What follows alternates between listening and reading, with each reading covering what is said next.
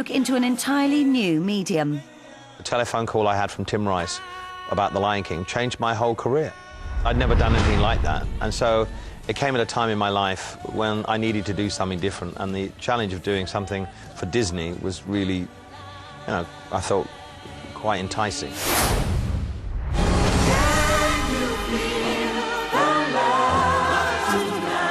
Elton wrote the soundtrack to The Lion King, which, as well as selling over 8 million copies, won an Oscar for the single Can You Feel the Love Tonight?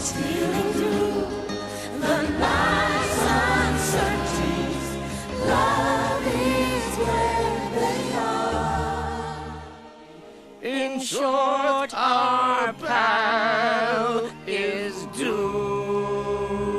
Always gets me, this bit. Pull yourselves together, boys. Take me up. After the movie, The Lion King became a hit Broadway musical running for 4.5 years.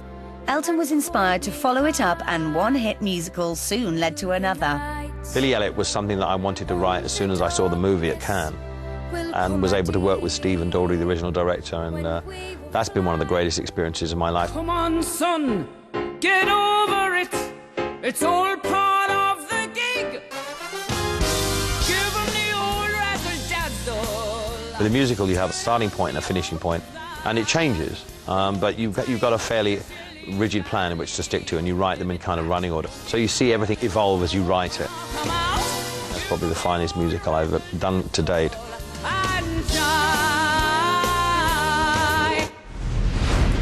You gotta love.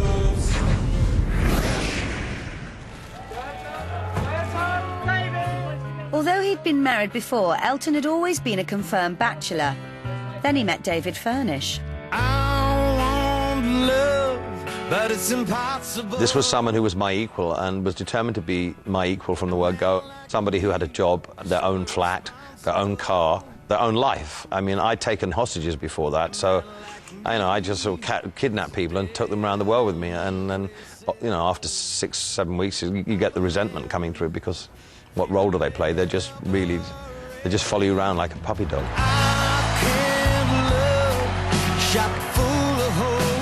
It was the first time I respected someone else's feelings in a relationship other than my own. At 46 years old, I was mature enough for the first time to have a decent relationship. Soon after getting together with Elton, David Furnish gave up his job as an advertising executive and became a film student. His sensational first documentary revealed a side of Elton never seen before. Listen, I get up at 7 o'clock in the morning to get here, and some fucking person leaves my fucking clothes in the car. What the fuck's going on? I could give a fuck. I make music. I don't fucking make film. I hate something. There are fucking loads of them. And I tell you this, I am not doing this video. Give her a leopard skin coat, she turns into Bet Lynch. It's not going to be back in 5 fucking minutes. It's gone right back into Sarah Manhattan. My tantrums in that were just highlighted because it was just that followed me around the world for 2 years, and everyone has tantrums, and I know I wanted to show that as a part of an entertainer is a monster side of everyone who's an artist. What just happened? I don't want to talk about it.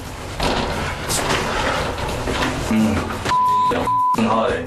David and I have had screaming rows. I mean, when we've thrown things at each other, and you do in a relationship. If you don't have a row with each other and you live with each other, then it's very unusual. Shit happens, but I love it when people hang in there.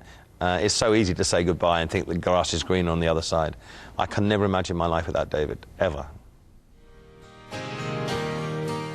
You gotta love someone. Elton and his partner, David Furnish, will take advantage of the new laws allowing gay civil partnerships. They get hitched at the Guild Hall in Windsor. I found a soulmate. It's very rarely in life that you can actually say that. Oh, I'm welling up.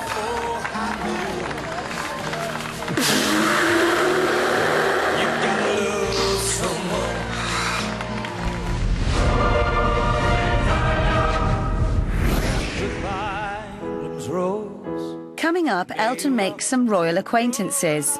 Sir John Elton receiving a knighthood from Her Queenesty the Madge. And says goodbye to a very close friend. We had a really good friendship. being involved in the funeral was surreal.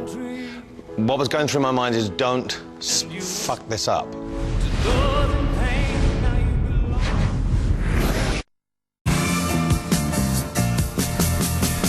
Welcome back to our fantastic voyage through the life of Elton John.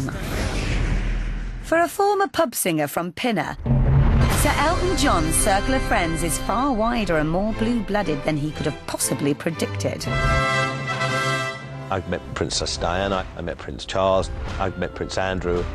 Underneath that all, they like a drink, they go to the toilet, and, you know, it's all the same as that. I've always felt awkward around them, but it's gotten better over the years. They descended on Woodside once after Easter at Windsor, and they all came round for a drink at lunchtime. Queen Mother wanted a Dubonnet and lemonade, I think. I didn't have a Dubonnet. We had the lemonade, but we had to send down the road for a Dubonnet. She was dancing with me, and she was saying, "I suppose you meet a lot of interesting people in your world." And I said, "Yes." I said, "Yes, Your Majesty, I'm dancing with you, for example." When we were looking in the garden, she said, "You know, you have the best view of Windsor Castle in Berkshire." I said, "Oh, look, my daughter's in." So the flag was flying, which I thought was very funny. Princess Margaret came to one of my shows, Louder Than Concord, but not quite as pretty.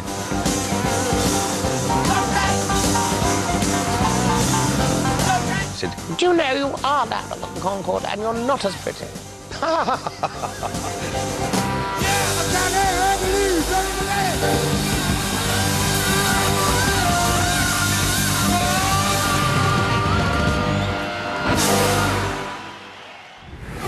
In February 1998, Elton John became Sir Elton John. Sir John Elton, for services to music and charity. Sir John Elton receiving a knighthood from Her Queenesty the Madge.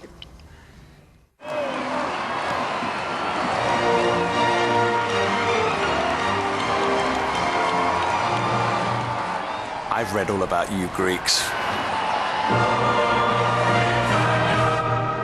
Of all the royal family, the strongest bond Elton formed was with Diana, the Princess of Wales. There was a time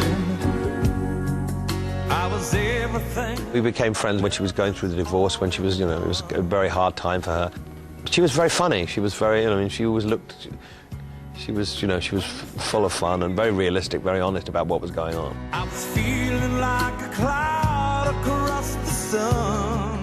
I think in the end with Diana, she trusted the wrong people. She didn't trust the people that really she should have trusted, her true friends. There was never a continuity of friends, maybe a couple. But I always thought the people that really felt for her and really were true to her, she just was a bit airy-fairy towards the end.